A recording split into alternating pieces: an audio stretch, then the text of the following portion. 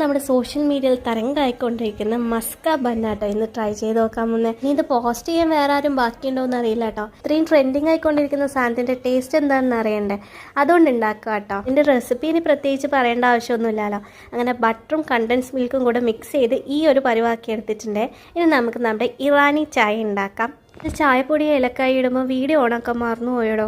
എന്തായാലും സാറില്ല. ഇൻഗ്രീഡിയൻസ് ഞാനിവിടെ കൊടുക്കാവേ. ചായ റെഡിയാക്കിയാൽ വേറെ പ്രത്യേകിച്ച് പരിപാടിയൊന്നുമില്ല കേട്ടോ. ബണ്ണെടുത്ത് ഇതേപോലെ കട്ട് ചെയ്ത് അതിലോട്ട് ഈ മിക്സ് നന്നായിട്ട് തേച്ച് കൊടുക്കുക. സൈഡ്സിലും കൂടെ തേച്ച് കൊടുക്കുക. അങ്ങനെ നമ്മുടെ മസ്ക ബൺ റെഡി ആയിട്ടുണ്ട്.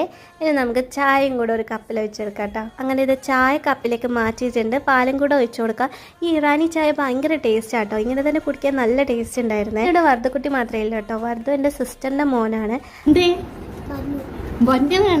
പന്ന അവനെന്തായാലും ഇഷ്ടപ്പെട്ടിട്ടുണ്ട്. എന്തായാലും സംഭവം അടിപൊളിയാണ്. വീഡിയോസ് ഇഷ്ടപ്പെടുകയാണെങ്കിൽ 2 like share and subscribe my channel. Thanks for watching.